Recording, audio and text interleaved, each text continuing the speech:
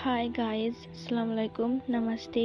Who are you का next part explain करने जा रही हूँ। चलिए स्टोरी को सुनते हैं।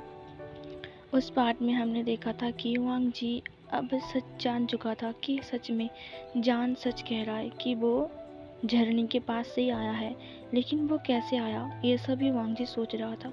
तभी लांचरन वांग जी को बुलाता है, वांग जी। और फिर वांग जी लांचरन की तरफ देखता है और फिर लांचरन वांग जी को बोलता है कि वांग जी, मुझे पता है कि तुम एक बाप हो और बाप हो के अपनी बेटे के लिए चिंता करना ये जाहिर सी बात है। तभी वांग जी अपने चाचा जी को बोलता है कि चाचा जी, तो फिर अब हम क्या करें। तभी लांचरन बोलता है कि वांग जी देखो, वो जान नाम का लड़का कौन है, कहाँ से आया है और यहाँ पर क्यों आया है हम नहीं जानते। हम उसे ऐसे बिना जान के ही दोष नहीं लगा सकते कि वो हमारी जासूसी करने आया है। हो भी सकता है ना कि वो सच बोल रहा हो। तुम चिंता मत करो, जान को यहीं पर ही रहने दो। हम 24 घंटे उसके ऊपर नज़र रखेंगे और हम उसकी हर एक हरकत को देखकर ये सोचेंगे कि वो यहाँ पर रहने की लायक है या फिर नहीं। फिर वांग जी उसे बोलता है कि ठीक है चाचा जी, जैसा कि आपको अच्छा लगे आप वही कीजिए। वांग जी ये सब बोलकर उस रूम से बाहर आ जाता है और जब वो रूम से बाहर आता है तब उसे एक गाना सुनाई देता है। ये गाना सुनकर वांग जी की आंखें बड़ी बड़ी हो जाती है और वांग जी बोलता है कि ये गाना कौन गा रहा है, ये गाना तो। और तभी वांग जी उस गाने की साउंड को फॉलो करने लगता है कि कहाँ से वो गाना आ रहा है। सॉन्ग को फॉलो करते हुए जिंगसी की तरफ जाने लगता है। उसे सुनाई देता है कि जिंगसी से ही वो आवाज़ आ रही है, मतलब कि वो सॉन्ग आ रही है। वो जिंगसी की तरफ जब जा रहा था तो अचानक ही वो गाना रुक जाता है। वो तब दरवाजे के पास आ गया था। वो अचानक ही दरवाज़ा को खोल देता है और तभी हमें दिखाई देता है कि किसी का एक काली छाया उस रूम से बाहर निकल रहा था। वांग जी रूम के अंदर आते ही बेड की तरफ देखता है जहाँ पर लैन युआन और जान आराम से लेटा हुआ था। जान उसके बालों को सहला रहा था और युआन सो चुका था। जान उसकी बालों को सहलाते हुए युआन को ही देख रहा था। वो मन में बोलता है कि सच में ये कितना क्यूट है। तभी वांग जी उसके सामने आता है। वांग जी को जान देखने लगा।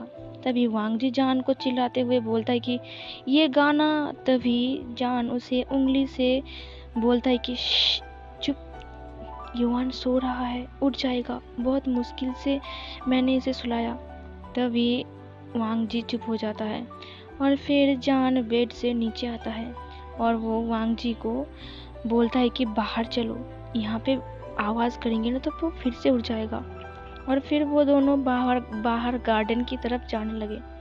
वो गार्डन में पहुँचते ही वांग जी उसे पूछता है कि क्या तुम ये गाना गा रहे थे अभी जो मैंने सुना।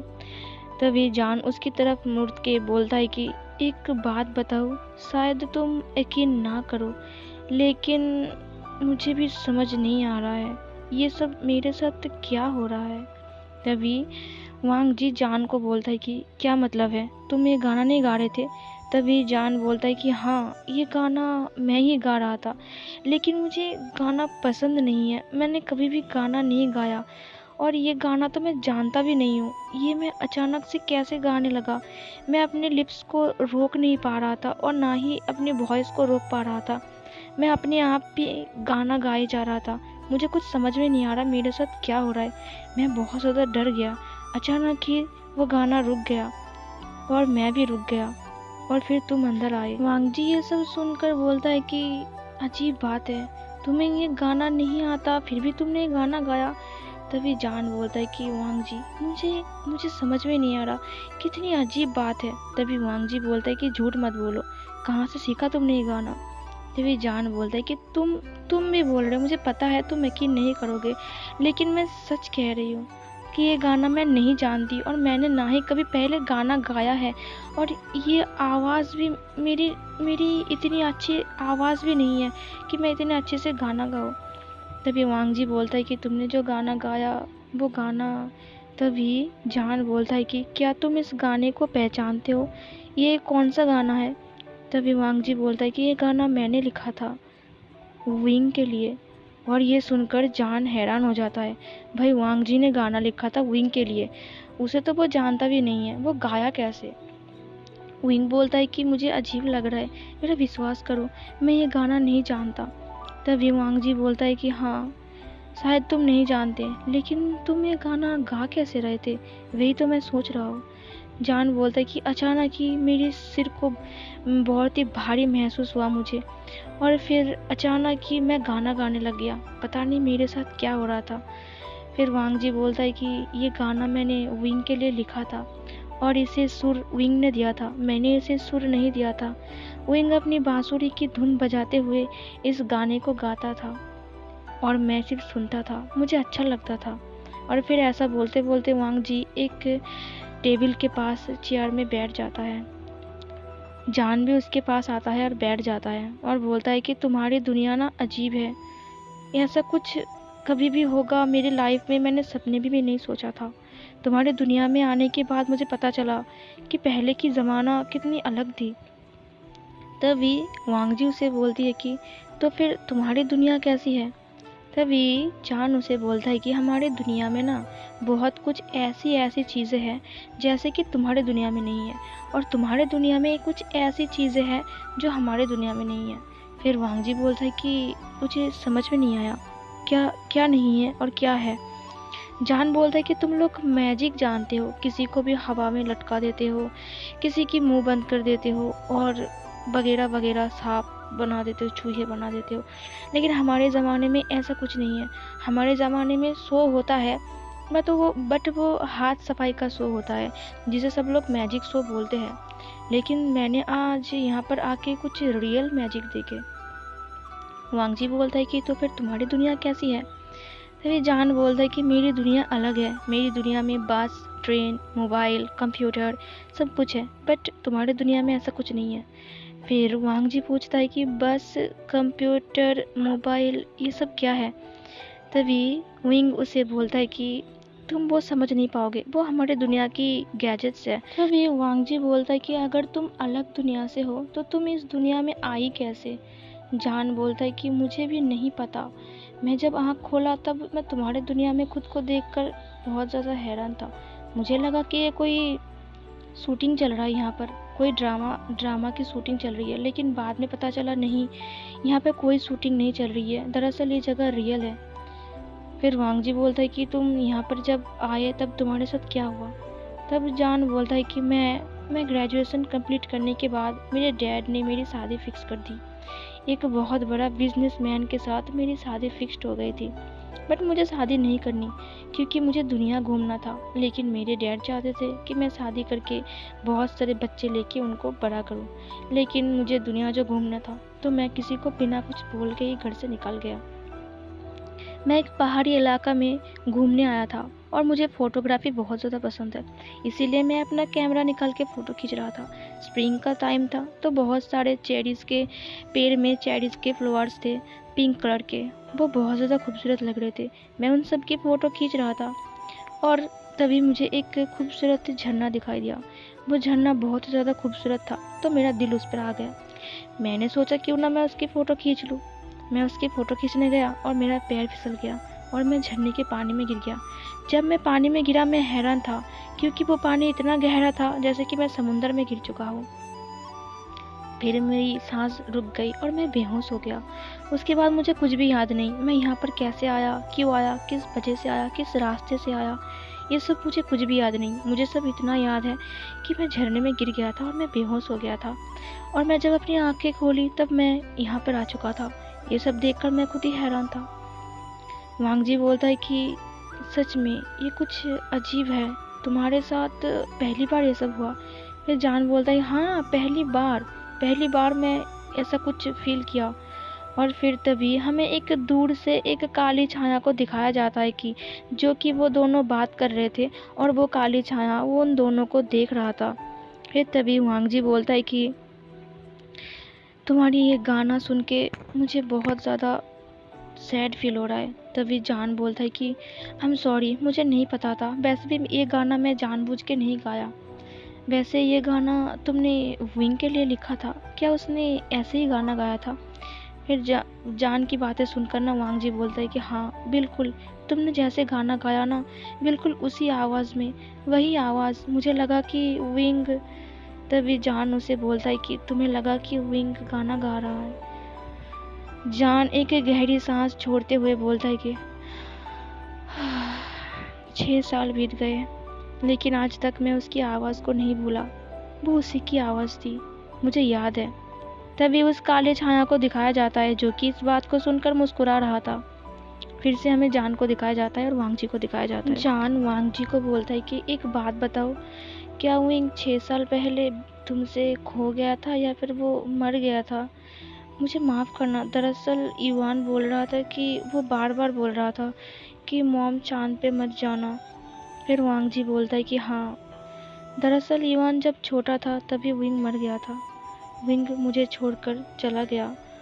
वो दरअसल बहुत लंबी कहानी है। वो इवान मुझे हर वक्त पूछता है कि उसकी मॉम कहाँ है, उसकी मॉम कहाँ है, उसकी मॉम कब आएगी। तभी मैं इवान को बोलता था कि उसकी मॉम चांद पर है और वो चांद में चली गई है। इवान तो बच्चा है, वो समझता है कि उसकी मॉम चांद पर ही रहता है। फिर जान बोलता है कि हाँ, इसीलिए वो मुझे बार बार बोल रहा था कि मैं आपको चांद में जाने नहीं दूंगा। वो मुझे अपना मॉम समझ रही है। ये सुनकर वांग जी बोलता है कि हाँ, क्या तुम मेरे लिए उसकी मॉम बन सकती हो? तभी जान बोलता है कि लेकिन मुझे बच्चे संभालना नहीं आता। तभी वांग जी बोलता है कि संभालना नहीं पड़ेगा, बस तुम उसकी ख्याल रखना, उसके साथ खेलना, बातें करना, उसे कुछ अच्छी अच्छी बातें भी सिखाना। तुम ये कर सकती हो ना? तुम अगर ऐसा करोगी ना तो मैं तुम्हें यहाँ पर रहने दूंगा और खाने के लिए भी दूंगा, और तुम जो बोलोगी वो तुम यहाँ पर कर सकती हो। जब तक तुम्हारी दुनिया में लौटने का रास्ता ना ढूंढ पाओ तब तक तुम यहाँ पर रह सकती हो। मेरा युवान का ध्यान रखोगी तो। फिर जान बोलता है कि हाँ बिल्कुल, मैं उसका ध्यान रख सकती हूँ। वैसे भी वो एक छोटा सा बच्चा है, उसमें कौन सी मुश्किल बात है। जान बोलता है कि युवान बहुत ज़्यादा बदमाश है, तुमने अभी तक उसे अच्छे से नहीं देखा और वो हरकतें भी अजीब करता है। अगर तुम्हारे साथ कुछ गलत किया तो उसे डांटना मत, प्यार से समझा देना। तभी जान बोलता है कि तुमसे तो बहुत ज़्यादा अच्छा है वो बच्चा। तुम तो खड़ूस हो, क्या तुम चाहते हो कि वो भी तुम्हारी तरह खड़ूस बने? और तुम एक अकड़ू इंसान हो। तुम मेरे ऊपर गिर गए थे, तुम्हें याद है? और तुमने मेरा फर्स्ट किस भी चुरा लिया। तभी वांग जी बोलता है कि मैंने तुम्हारा किस चुरा लिया? मतलब कि मैं तुम्हारे ऊपर गिर गया, वो तुम्हारी वजह से हुआ। तुम हिल रहे थे इसीलिए मैं तुम्हारे ऊपर गिर गया था। और तुम बोल रहे हो तुम्हारा फर्स्ट किस चुरा लिया, वो मेरा भी फर्स्ट किस था। इसे सुनकर जान वांग जी की तरफ बड़ी बड़ी आंखों से देखने लगा। वांग जी इसे बोलकर चुप हो जाता है और वो अपनी नज़र को नीचे झुका लिया। जान उसको ही देख रहा था और बोलता है कि क्या ये तुम्हारा फर्स्ट किस था? रुको, तुम्हारी शादी हो गई थी ना और तुम्हारा एक बच्चा भी है, और तुम ऐसे कैसे बोल सकते हो कि तुम्हारा फर्स्ट किस था? ये मेरा फर्स्ट किस था। मेरी शादी नहीं हुई है और मेरा कोई बच्चा भी नहीं है। खुद का एक शादी हुआ था और बच्चा भी था और ऊपर से बोलता है कि फर्स्ट किस था। लड़की पटाने का आइडिया ढूंढ रहा है। तभी वांग जी उसे बोलते हैं कि क्या बोला तुमने? और फिर जान बोल रहा है कि सही तो बोल रहा हूँ मैं, तुम झूठ कैसे बोल सकते हो? तुम्हारा फर्स्ट किस था। तुमने विंग को कभी किस नहीं किया जो तुम बोल रहे हो कि ये तुम्हारा फर्स्ट किस था। तभी वांग जी बोलता है कि नहीं, मैंने विंग को किस करने की तो दूर की बात, मैंने उसे कभी भी टच भी नहीं किया था। ये सुनकर जान और भी शॉक्ड हो जाता है और बोलते हैं कि झूठा इंसान कहीं के, तुम इतने झूठे कैसे हो सकते हो? वो बेचारी मर गई है तो तुम उसके बारे में कुछ भी झूठ बोलोगे? तो भी वांग जी बोलता है कि मैं कोई झूठ नहीं बोल रहा हूँ, मैं सच बोल रहा हूँ, मैंने कभी भी विंग को नहीं छुआ। ये सुनकर जान बोलता है कि अच्छा, तुमने उसे कभी भी नहीं छुआ शादी के बाद, और तुमने उसे किस भी नहीं किया है ना? अच्छा, यही बात है ना? तो फिर मुझे एक बात का जवाब दो, तो फिर वो बच्चा कहाँ से आया? क्या वो आसमान से टपका या फिर ज़मीन से ऊपर आया? फिर तभी वांग जी बोलता है कि मेरी यकीन करो, मैंने उसे टच नहीं किया। तभी जान उसे बोलता है कि तो फिर मुझे बताओ वो बच्चा कहाँ से आया? किसकी बच्चा है वो? तुम्हारी बच्चा है ना? तभी वांग जी बोलता है कि नहीं। ये सुनकर जान अब चेयर में बैठ जाता है और बोलता है कि और कितना झूठ बोलोगे? तभी वांग जी बोलता है कि मैं सच बोल रहा हूँ, वो बच्चा मेरा नहीं है। तभी जान उसे बोलता है कि तो तो क्या वो बच्चा विंग का है? इसका मतलब जब विंग का एक बच्चा था तब तुम उससे शादी किए थे? तभी वांग जी बोलता है कि नहीं, वो बच्चा विंग का भी नहीं है। ये सुनकर जान अब चुप हो जाता है और फिर वांग जी बोलता है कि वो बच्चा मेरा और विंग का, हम दोनों का ही नहीं है। हमें नहीं पता वो किसका बच्चा है। ये सुनकर विंग उसकी तरफ देखकर बोलता है कि तो फिर तुम्हें वो बच्चा कहाँ मिला? तभी वांग जी बोलता है कि दरअसल वो विंग को मिला था। वो विंग को मिला था पहली बार और विंग ने उसे अपना बच्चा मान के उसे अपने पास रख लिया था। फिर जान उसे बोलता है कि मुझे कुछ समझ में नहीं आ रहा, तुम क्या बोल रहे हो? तभी वांग जी बोलता है कि दरअसल ये 6 साल पहले की बात है। और फिर सीन 6 साल शिफ्ट हो जाती है। 6 साल पीछे जाके हमें एक ऐसी जगह को दिखाया जाता है जिसको देखकर ऐसा लग रहा था कि इस मैदान में एक बहुत बड़ा जंग हुआ है, बहुत बड़ा फाइटिंग हुआ है और उस जगह में बहुत सारी लाशें पड़ी हुई है। हर एक लाश को देखकर ऐसा लग रहा था कि इन्हें अलग अलग तरीके से मारा गया है। किसी की हाथ कट दिया गया है और उसकी लाश जमीन पे और उसके हाथ किसी और जगह पर, किसी की पूरी सिर को अपने धड़ से अलग कर दिया गया है और उसकी सिर अलग जगह पर, उसके धड़ अलग जगह पर, और किसी की पैर काट के उसको अलग कर दिया गया है। ऐसा ही कुछ दिल दहलाने वाला नज़ारा हमको दिखाई देता है। तभी वहाँ पर कुछ लोग आकर बात करने लगता है और बोलता है कि ये सब स्टेचियन देव तत्व जिसके पास है उसने किया है। और तभी कोई इंसान बोलता है कि इसका मतलब तभी वो इंसान बोलता है कि नाम भी मत लेना उसे, उसका नाम भी मत लेना, उसे सिर्फ बोलो इलिंग का योद्धा, वो इलिंग का योद्धा है और उसने ही ऐसा कुछ किया है। तभी वो एक और इंसान बोलता है कि हमारे पास कोई प्रूफ नहीं है कि उसने ही मारा है। तभी दूसरा इंसान बोलता है कि चुप रहो, तुम्हें दिखाई नहीं देता कि इसे किस तरीके से मारा गया है? देखकर ऐसा लग रहा है कि मानो कोई शैतान आकर इन्हें अपने हाथों से एक दूसरे की बॉडी की पार्ट से अलग करते हुए एक दूसरे को उधर इधर फेंक दिया। और तभी एक दूसरा इंसान बोलता है कि क्या सच में इलिंग का योद्धा इतना शक्तिशाली है? दूसरा एक और इंसान बोलता है कि हाँ, क्योंकि उसके पास यान लोहे की बनाई हुई बांसुरी है और स्टेचियन दिव्य तत्व है और वो इलिंग का एक योद्धा है। कहा जाता है कि इलिंग का जब चलता है तो ज़मीन आसमान थरथराने लगता है और पंछियाँ चुप हो जाती है उसे देखकर। उसकी एक ही बार काफ़ी है दुश्मन को धूल चटाने में और वो माहिर है जादू टोने में। ऐसा ही कुछ वो लोग बात कर रहे थे। सीन चेंज हो जाता है और हमें एक बड़ा सा हॉल रूम को दिखाया जाता है जहाँ पर सारे के सारे कबीले की सरदार मतलब कि कुल प्रमुख बैठ के कुछ मीटिंग कर रहे थे। वहाँ पर सारे कबीले वाले मौजूद थे, जैसे कि लैन लिंग का जिंग कबीला, किंघे का नाई कबीला, किसान का वेन कबीला, लोटस कोप का चियांग कबीला और गुसु का लान कबीला। सब लोग कुछ बात कर रहे थे। तभी एक इंसान बोलता है कि उसे सजा देना चाहिए। वो अपने स्टेचियन दिव्य तत्व की मदद से और यहाँ लोहे की मदद से पूरी दुनिया को तबाह करने निकला है। वो लोगों की कठपुतलियाँ बना के उसे अपना गुलाम बनाना चाहता है। उसे सज़ा ज़रूर मिलना चाहिए। सब लोग उसके लिए सज़ा के लिए ज़ोर ज़ोर से चिल्लाने लगता है। और तभी वेन कबीले से वेन चाओ बोलता है कि हाँ, उसके पास यान लोहा है और वो उसकी मदद से लोगों की कठपुतलियाँ बना के उसे अपना गुलाम बना रहा है। इसे सुनकर सब के सब जितने की उस रूम के अंदर लोग बैठे थे सब लोग चिल्ला के बोलते हैं कि विंग का सजा चाहिए, विंग को सजा दो, विंग को अपनी करतूतों का सजा मिलना चाहिए। फिर गाइस चलिए इस पार्ट को मैं यहीं पर ही ख़त्म करती हूँ। चलिए अगले पार्ट में सुनते हैं विंग और वांग जी की एक दिल दहलाने वाली लव स्टोरी। तो मिलती हूँ अगले एक न्यू पार्ट लेके, तब तक के लिए बाय बाय।